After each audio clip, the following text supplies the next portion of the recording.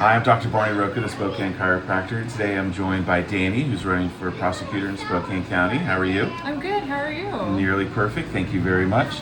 I think with this office and with other offices, a lot of voters just don't know much about the candidates, and obviously they're both going to say very similar things. So maybe you could just tell me a little bit about yourself and why you want to be prosecutor. Yes. Well, my foundation as a person is built off of philosophy, psychology, developmental psychology, forensic psychology. I'm very fascinated understanding how we interact with each other, how pro-social behaviors and anti-social behaviors and how that impacts. And I decided to run because I'm a former deputy prosecutor, and I have seen how my opponent likes to exert their leadership in that style.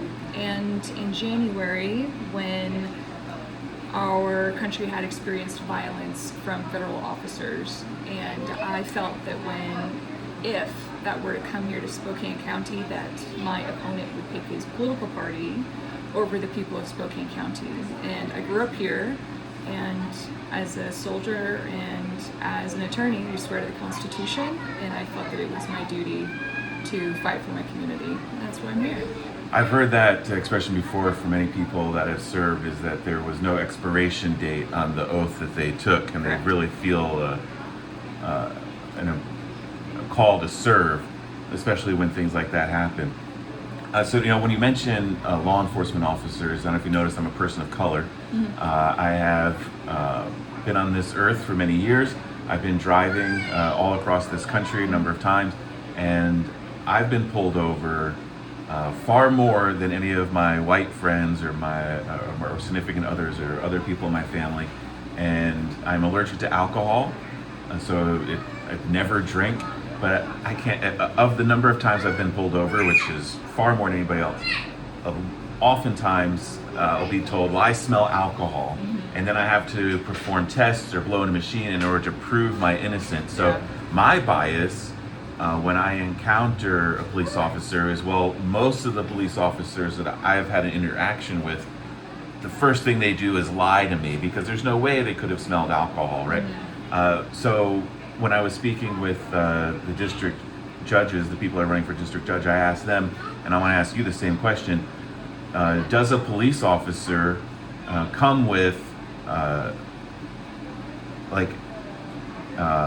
a certain amount of credibility that perhaps maybe a homeless person or a suspect may not have? Do they just come with a sense of credit just because they're a police officer? Okay, I see what you're saying. They're like believed, or their story has more credible than somebody else's story? I believe when I was working as a deputy, I was told that the field case reports that are written by the officers, we read that and use it as a basis for probable cause, and then because that is the evidence that's used, that there is weight to that. And I'm sorry that happened to you. That is really unfortunate. Oh, I'm used to it. Well, that's unfortunate too. You shouldn't have to be used to something like that. And I think when it comes to pulling people over of color and saying, I smell alcohol in your breath, because there's really no way for anybody to dispute that. And everybody has bias. That's just how we process information. We have system 1, system 2, type 1, type 2. So it's how much context is being put into what we're analyzing, and then how fast. So slow and deliberate, lots of context, or really fast, emotional, bringing in memories, contextual cues.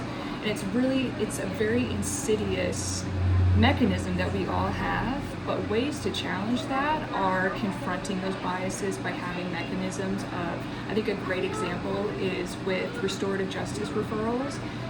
At least when I was there, you had to justify why somebody qualified for a restorative court or diversion.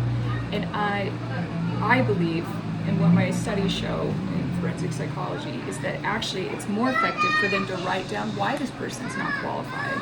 So then they have to confront that bias. So having as many independent mechanisms to challenge the bias is far more effective. So I think that when it comes to police and having this think that there is bias because they're the officer, they have a badge, they have a uniform, we don't know about the other person. So that does create a bias. And I think that we need to have mechanisms to help address that. I think especially in our legal career, we always talk about being fair and impartial. I think that creates a false sense of fair and impartial when really we need to say, no, we're human, we can be that way, we need to have mechanisms to hold us accountable. Okay, so as a prosecutor, as a good prosecutor, what are some of the steps that you would take in order to, like you would do like a checks and balances kind of system? Yeah, a great way to do that. So like I said, individuals, so if prosecutors, if there's a referral process or diversion, if they need to, especially if it's a first-time nonviolent offense, then they have to write down why is this person not qualified. So not only does that force them to confront a bias if there is one, but then there is also a paper trail to see a pattern. Like I said, you don't have to be have bad faith or to be intentional about being biased, but if we're not challenging it, how do we know? So that's a great way to do that. I think when it comes to prosecutors that are reviewing information that's coming in, we were actually just kind of studying that because there's talk of erasing barriers between police and prosecutors. And so of course I studied that. It's a terrible idea actually, just because it's a barrier doesn't mean that it's a bad one. A barrier is accountability for independent judgment. And being able to, for the prosecutor has that independent judgment is the strongest before they commit to the charge. So that is where you need to have kind of like almost like a trickle down of how that evidence is coming in. So maybe the person that the prosecutor might charge, removing information of like what their race is, what their gender is, what their age is, occupation, not including those, just looking at the elements of the crime they're being charged with first. That's a great way to check it. And honestly, that's what we do when we do get the field case reports. We try to look at the evidence provided, we look through to see if the elements are there. If we don't think they're there, we dismiss it. But I think having these things of these, what color their skin is, what their gender is, that does create contextual cues in the brain. So we should remove that. It's kind of trickles in. That's a great way to do it. So, but that's what I'd like to do. I'm an evidence-based prosecutor, community-oriented. Yeah. Right on. Unless you have any suggestions, I'll also take those too. I don't know. I mean, Okay. these are difficult questions, right? Yeah. Because, in my life and my experience, nobody's going to be able to convince me that there is no corruption, that there's not institutional racism, because I've lived it and I've experienced it. So when we talk to certain people and they're like, well, it just doesn't exist. Well, no, it does. Yeah. And and I think that something really needs to be done about it. But I don't know that that's the role of a prosecutor, or if it's the role of the judge, or if it's the role of the legislative branch to create new rules. So I like to get everybody's opinion on it. But as a prosecutor, and I think that some people, when they see, I think that prosecutors should not be a political position, but they are. Yeah. And some people will adopt the narrative that they're activist judges, and they do that by when they decide to apply the law and to not apply the law, and that's their form of activism. But it seems like you have a much more evidence-based approach to when to charge and when not to charge. And I think that's a good process. You want to remove some of the basis of bias out of the file and then reobserve it, and then based upon these facts, this is how we'll reach a determination. Is that kind of that's what I'm picking up on? Yeah. It should be trickled in, should be layered in. But Right. bringing all of it together like that, it just does. That's how we just process information. And when we're completely overloaded with cases, like I had 568 cases on my docket, Oh my gosh. and that's what that System 1 Type 1 processing is for. It's for being very quick, because you have to go through, which is why it's really important to address the swelling within our legal system, so that if we can lighten the load for misdemeanors, felonies, then that gives the prosecutors more time to have that System 2 Type 2 thinking to assess these cases. But it's nearly impossible with the workload that's already there to be able to do that. And the only time that we start thinking about the prosecutor in terms of civic involvement is when cases or when charges are not brought. I know that there was an instance when I first reached out to the Spokane County Prosecutor's Office, was a case of child abuse that was not prosecuted. And I would call once a week, every week, for many months, and I never got an explanation as why this case charges were not brought. But in other instances that involved family members, there was charges that were not brought. And this can be frustrating. But some of the things that they're talking about now, I think domestic violence is one of the things where charges are just not being brought. And they're talking about limited resources as one of the possible explanations for why they decided not to bring charges in these cases. So how do you overcome these limitations of resources in order to make sure the cases that need to be charged are charged? Yeah, well, that's my whole focus, and that's why I wanted to get that master's in forensic psychology so I could understand it on a deeper level. So actually, if we can control the overall crime rate within the misdemeanors and gross misdemeanors, it does actually control the overall crime within the community, so here for the county. So in that case, by implementing by opening up those referrals to restorative justice and diversion, first-time nonviolent offenders, that will stop the swelling right then and there. If we can start doing that, and that takes a community effort, right? And then from there, it's kind of like if you're putting the tourniquet on, so you see where the bleeding is, you put the tourniquet on, but really that's temporary while you try to figure out what else is going on within the system, the body. So that would be one of the first things I do. I think that when we're talking about resources and not having enough people, I don't think blaming PDs is the answer, and I don't think blaming victims is the answer, because for one, PDs having that cap is good. You want that cap. I'm jealous, right? Because it's a part of our rules of professional responsibility that we are to be competent counsel. And it is very difficult to do that when you have over 100 felony cases when really you should only have 30 to 40. And that is not the fault of any of those deputy prosecutors. They are trying so hard to keep the community safe with the limited resources and being overburdened the way that they are. But it's not fair to them at all, and it's not fair to the victim. It's not fair to the system, right? And then when it comes to victims in felony domestic violence cases, to just say they're not going to cooperate as a justification for not prosecuting, well, that's not the right answer either. So again, that's where my studies come in, where I immediately went to go study that to be like, I don't think that sounds right. And the many reasons why victims recant or they don't come forward, don't cooperate, is homelessness, coercion, children, their fear of abuse or retaliation if they get out. Like, there's so many reasons why they recant or don't come forward anymore, they cooperate. But there are ways around that. Independent evidence. That's when, and I believe there are officers do that. They usually have their body cam footage on when they're speaking with the victim. They take photos of the harm that was caused. They do their police reports. They put a lot of effort into providing that independent evidence. Just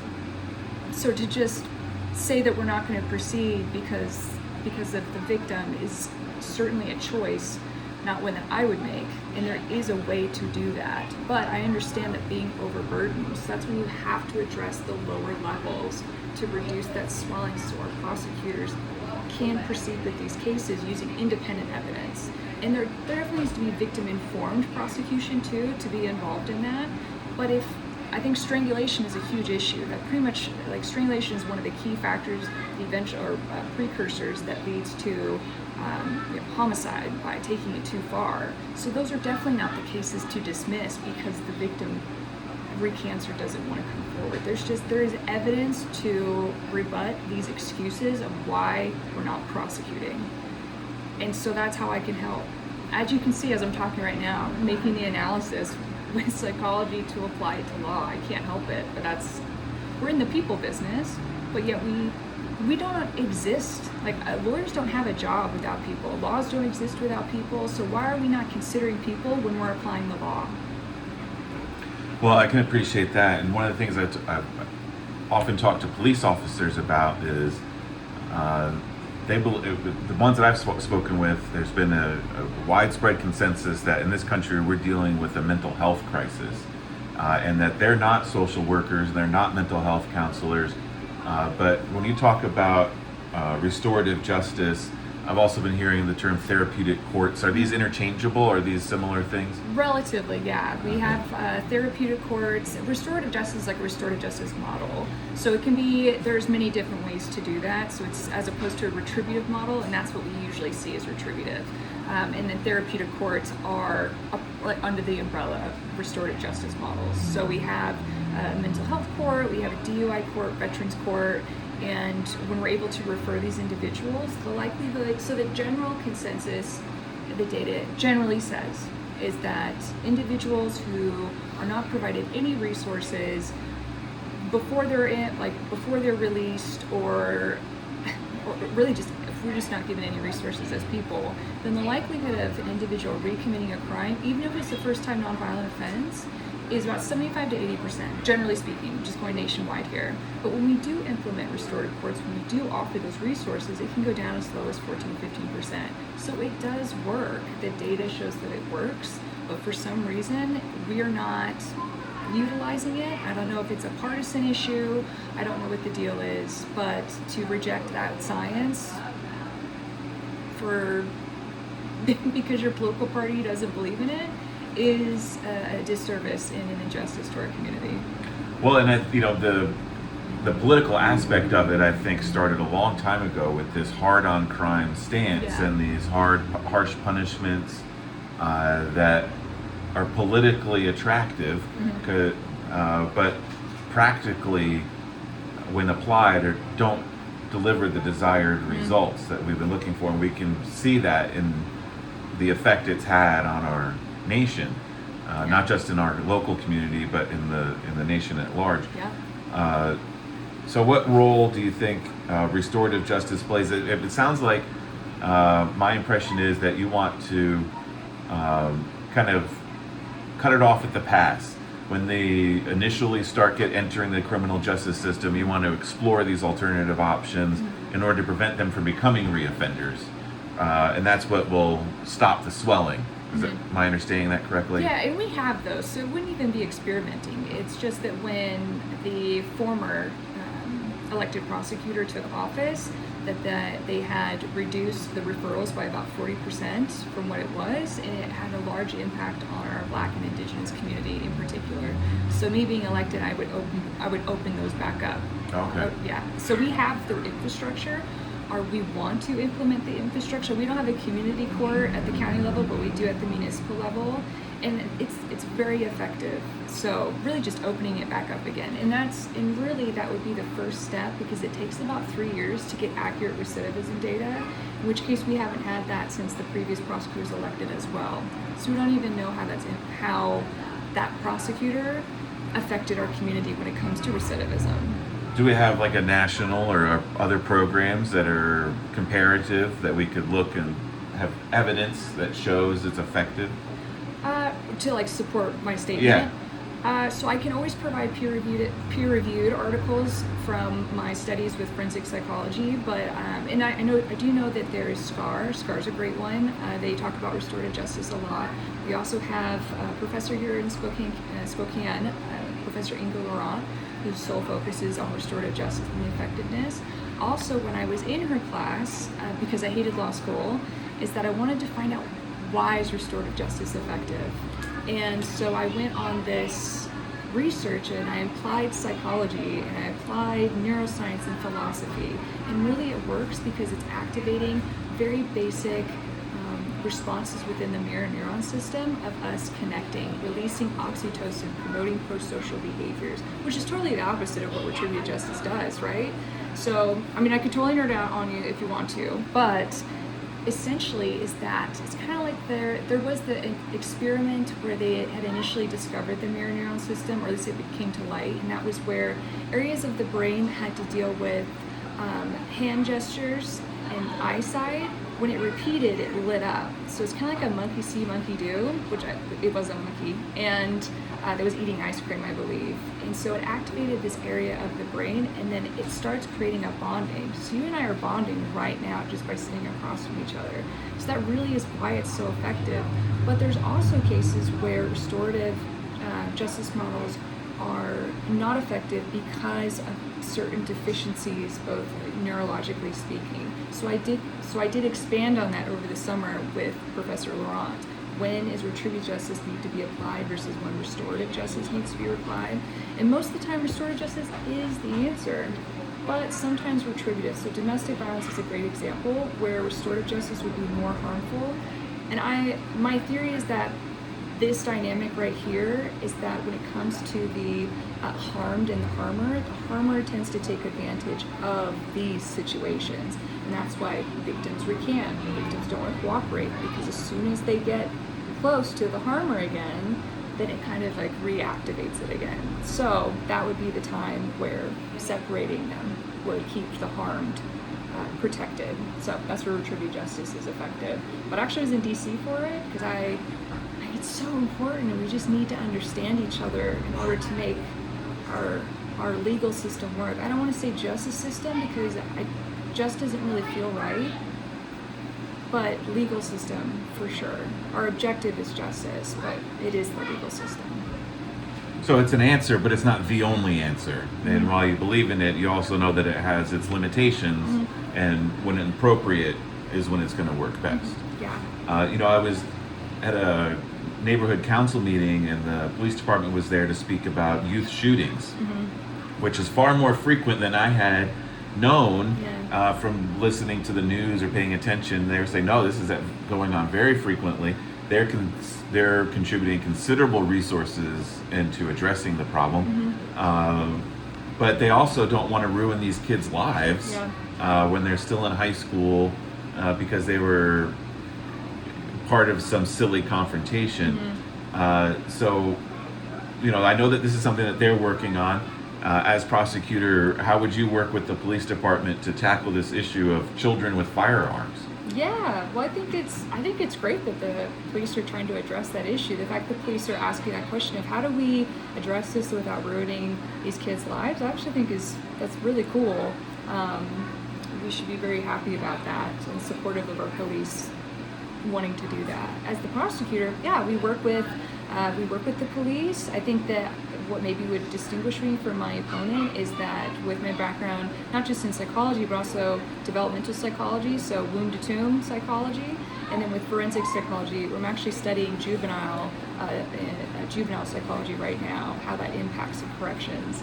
And I think that that's where there is the restorative and retributive, but I really think restorative justice would be the most effective. Having them in community settings, even this like circle community settings where individuals can express their thoughts, what brought them to that, being with the harmed and the harmer dialogue. I think that would be, I don't know if we've implemented that yet, but I think that would be a great start, because as soon as these kids, I would say, get tagged pretty much, then they can't escape it. And then here we are again, where now that recidivism rate is high, and then they can't get a job, or they have something on their record where people don't want to hire them, they can't go to college. It's just a domino effect because they're kids. And right now, with everything that's going on with algorithms and this overstimulation, which I don't think either our generations had to this extent, that also needs to be considered when we're approaching this behavior with our youth right now. I don't know if that's the right answer, or if you want to know more. I'm just, I guess, processing it while you're asking me. So.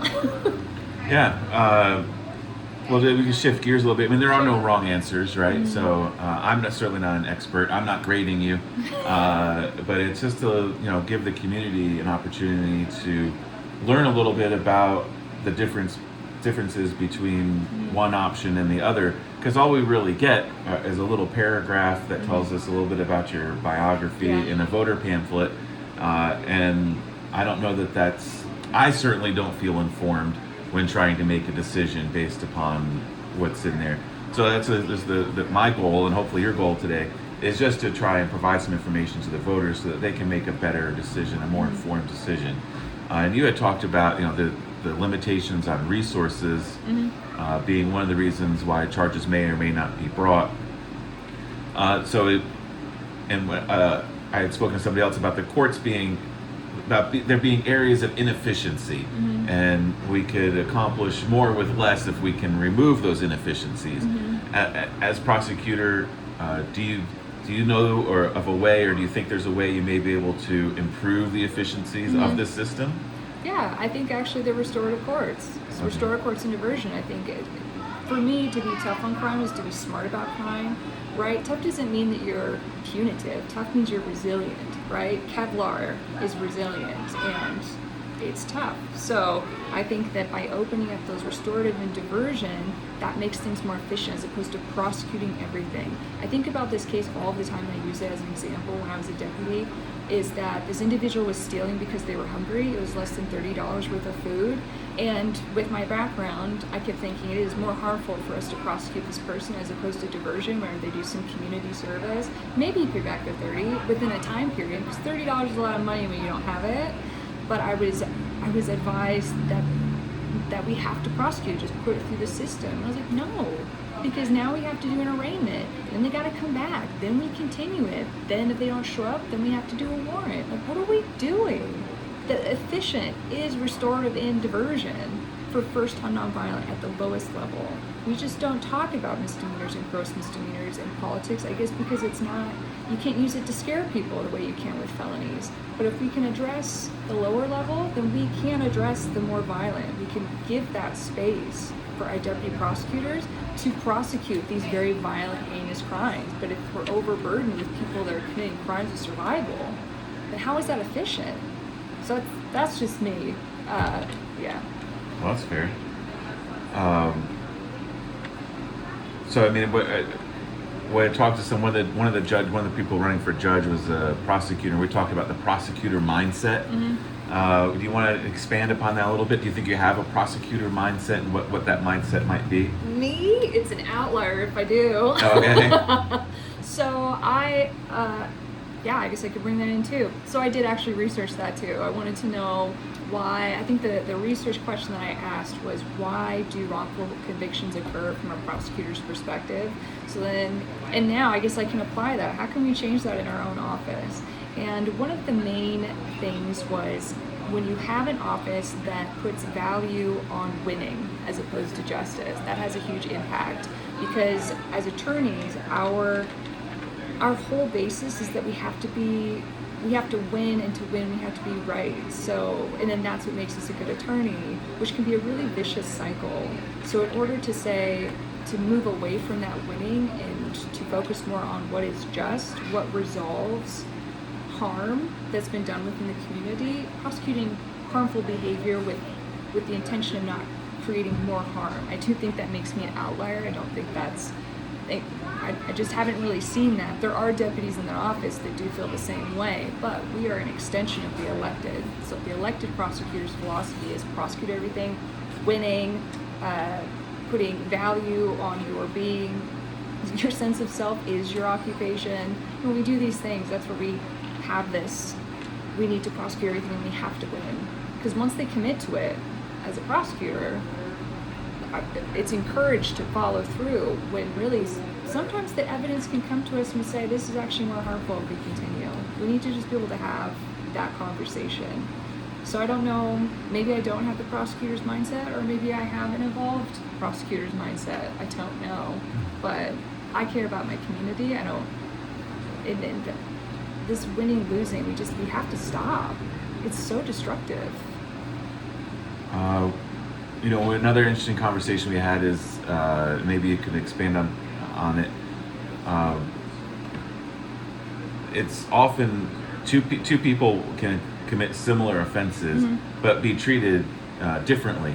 So is there a time when treating two people equally is actually unjust? Two people equal in every sense? Like these individuals are exactly the same? Not necessarily the individuals are the same, but their offense is the same charge. One misdemeanor versus another misdemeanor, but no, the people themselves would be different, and that could maybe come from different circumstance. Oh, I don't know. I think that's where why implementing that, I'm trying to think of the word, how that like trickle down effect, where you just need to look at the elements first. and then you bring in more information, I think that's actually where that would be the most helpful. When you do have people that commit the same crime but different circumstances, would actually, by doing that mechanism, would actually probably have the most objective outcome of how to charge that crime. But if you went the other way, where you looked at those circumstances and went down, that I believe that bias would seep into that. Well, from my perspective as somebody that came from extreme poverty, it seems to me that the more money and influence you have in the community often influences these decisions. Should charges be brought? Should charges not be brought? Or how this individual should be treated? And unfortunately, the poorest amongst us are often treated the most harshly compared to the wealthiest amongst us, which are awfully treated with very kindly and gently. So why do you think that is? Why do we have the perception that the more money you have, the more privilege you have to act however you feel necessary? Where if you aren't standing on the sidewalk correctly, you could get arrested and thrown in jail. Yeah, it's bias. It is. Okay. That's what it is. I don't know how to expand on that. Like that's exactly it. It's bias. It's a halo effect. It's igniting contextual cues of confirmation bias. Like, I see that you've committed a crime, and you meet these other factors that I've been told associate with that, so I'm going to find you more guilty than the other person because they must have their life together, so why would they? So there's it's contradicting this confirmation bias they already have. So yeah, that's what it is. So would you be able, as a prosecutor, to implement a system like you described to try and eliminate those biases, or is it impossible, or just going to? It's not impossible. There's always a possibility somewhere. Finding that mechanism or being able to implement that. I mean, I've been trying to prepare that for a best case scenario, how to implement that, but I don't see why we can't provide the facts without these other factors with the elements of the crime. I don't see why we can't just see that first and then have the other evidence come in as we go, as the prosecutor is reviewing it, as opposed to the police officer telling the prosecutor what happened. The prosecutor needs to be able to have that independent judgment for themselves. So I think there's a way to implement it. I don't see why a policy couldn't fix it. But like I said, I'm also not in that office, so I don't really know what those barriers would be. So should I be elected into office? But that's why it's so important to work with the community. Working with Jim Leedy and working with SCAR and the NAACP. Like, that's why you can't be a prosecutor that stands above your community. You must walk with your community. So to find what those answers are. So that's my goal. That's a good goal. Thanks. Yeah. In terms of the office itself and the political process, without getting into details, there was a fairly well-to-do individual, but just their name, like he had made, and it was well known for making a lot of contributions to judges who were running for office, and they need money to run their campaigns. And you have a campaign, and you need money to run your campaign. I do. So what do we do about that? How do we not return that favor when somebody helped you and wrote a check to you? Are they not buying access? Well, that was why I ran as an independent. Being an independent means I'm not backed by any sort of party infrastructure, and when you have a party that is supporting you financially and resources, then it's with the expectation that they take precedence. And as an attorney and as a veteran, I was like, absolutely not. Constitution and the people, no matter what. So being an independent is very difficult because I don't have that. I only have the community. So that's who I answer to.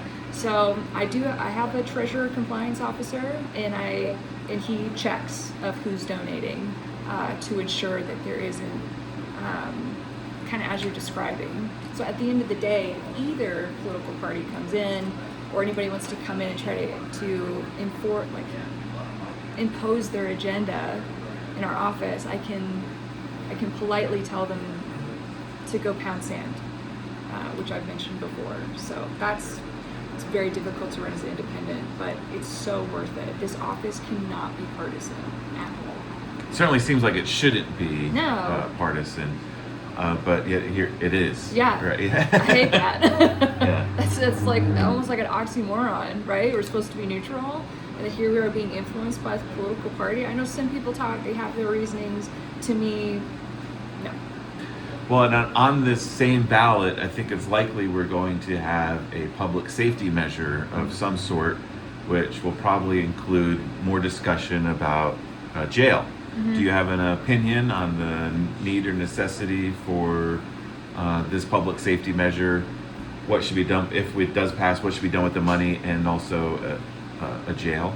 I don't believe we need a new jail. Okay. My reasoning for that is that when you have somebody who is suffering from hoarding, you don't give them a bigger house. You try to address what it is that's causing this obsessive compulsive to hoard, right? So building a new jail without even addressing why it is our legal system is swelling, you're just going to get another jail, right? So I don't think that's the answer. We should repair the jail we have because it's been overused. I think we get redlined 28 times on average a month. So we need to probably fix our current jail. We don't need a new jail. I just don't think that's the answer. That's just shoving laundry underneath the bed instead of putting everything away. So I'm totally against that. Did I just answer your question, or did you ask another one? So I was like, no jail. No, I mean, it's a more general question. It's Yeah. one of the aspects of it, but I think in a way it kind of puts criminal justice on the ballot in its sense, right? So I think it is smart to consider the public safety measure, and because that might actually be more popular, and people might spend more time talking about that than the individual that will sit in the prosecutor's office. But in reality, the individual that sits in the prosecutor's office is probably going to be more significant than the new jail, because I think you're right. I think if you build a new jail, they're just going to fill it right back up. It's not going to change anything. It's expensive. It's $50 million a year for the jail we have. We don't have money for another one. Well, but at the same time, I think people in the community are going to point towards this individual that just started the Spokane complex fires, who had been questioned a number of times, had been I'm not sure if he had been arrested or not, but where they see, well, there's no availability in the jail for these criminals, so they wind up right back out on the street committing more crimes. Yeah. And that if there simply had been a place to put them, they wouldn't have had an opportunity to commit these crimes. Yeah. So I can see the argument from both sides. I agree with you, but that doesn't mean that the rest of the county is going to agree with me. But I do think that the public safety measure is probably going to be an important part of this race. Yeah. So did you have any other opinions about the measure? Yeah, so when it comes to like the individual that committed arson, or Yeah. that is being allegedly, I have to say allegedly, Right. committed arson, is that the excuse is we don't have the room in our jail, but also being a former deputy prosecutor, we had individuals who were in jail because of homelessness or because they were stealing food because they're hungry. So all of these lower level gross misdemeanors were taking up the jails, which is why restorative and diversion is it's efficient. Being tough on crime is being smart about it. So being able to have the resources for people that are committing crimes of survival opens up that space for people who commit a lot of serious harm. So I know people are going to say that, I totally get that, but also we need to go, who is filling up the jail? And that's something that's not brought up when they bring that point up, at least to my knowledge. So we have to be efficient. That's it. We can't build a new jail. It's not efficient. Well, speaking about this arsonist, so I think one of the conversations was he was charged with one crime for starting this one fire, but he destroyed 600 homes. And we think that there may now also be a death attributed to the evacuation. I read about that. So if you're the person bringing charges against this individual, how are you going to charge them? Well, I don't want to talk about an active case. Okay, as an that's attorney. fair. Okay, yeah, okay. I was like, I don't Let's want say there's another arsonist. I just have to be really careful, not only because this is an active case, but also I am an attorney, so I just have to be mindful of that. But Please. I just, as the elected prosecutor, this is a very unique situation, and the appointed is handling a unique situation. So what I would do, maybe it'd be different. But like I said, I can't really talk about that. That's fair. But I really feel for our community. You know, I was raised here, so. Well, let's use a different. Can we use a different fire as an example? If it's real, probably not. Well, if it's in California, like I'm not sure, but like the Palisades fire. You familiar with that one? Mm-hmm. Now that was started by, I think, an electrical problem. Mm-hmm. Also, the Grays fire, which was here, was started by a faulty light on a utility company's post, which then the sparks, smaller fire, and then starts a huge fire. Yeah. Interestingly enough, the utility company, would you hold the utility company liable for failure to maintain their light that caused the tremendous damage? Well, that's a legal question, so I can't offer any legal advice. I know, Okay. I'm sorry. I have to just be really careful. No, I know, and I appreciate you being careful. I'm not aware of what the guardrails are, and I don't know where the boundaries are. These are the conversations that people really want to have, and these are the questions I want to ask, but I understand you can't necessarily answer them. Yeah, but it's okay for you to ask me. Like, the worst case, I'd be like, sorry, I can't answer. Okay, so it's okay. All right. But I'm not trying to set you up or make you fall for something. No, law is super complicated. Yeah. It's complicated for lawyers. So, like, how would I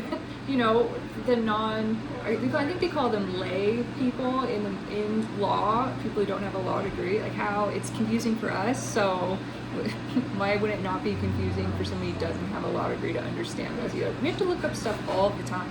We don't have everything memorized. We're researchers. So even if you ask me questions, I maybe get spidey senses of like, I think I know that answer, but I still go and look it up to make sure. So I think I'm trying to discern where exactly is the discretion and where do you get to apply that discretion as a prosecutor rather than this is the law and this is where we have to stick. Because it seems like there's an area there, a bit of grayness, where maybe discretion can be applied. So I think that's maybe where I'm trying to come at in terms of the question. I think I can answer that too. So when I talk to people, I say that within the legal system, there's the three most powerful players. You have the police that have the power of discretion to arrest. You have prosecutors that have the power of discretion to charge, and then you have judges that have power of discretion to make a ruling on that, right? So police can arrest as much as they want, and it lands on our desk.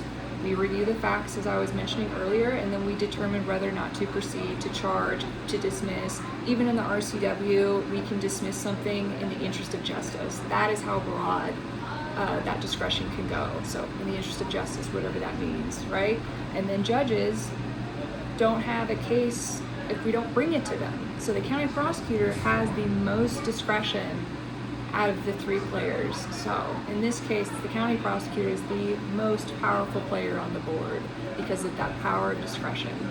So I can answer that. That's not a legal question, that's just structural.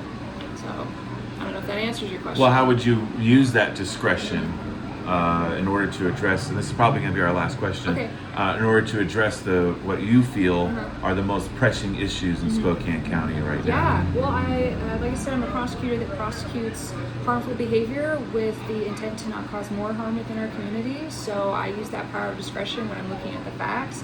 What is the harm that was done, the harmed, the harmer? How did that harm impact the harmed and then rippled out into the community? So it's something that's very devastating, like arson. That has the harm that's caused is generational. It will take decades to recover from that as a community. So I assess that harm, and then I assess the person or whatever it is that harmed, and assess those factors too, and then again apply that evidence, science-based, to assess this person. So that is how I prosecute. It's just the harm. What is the harm?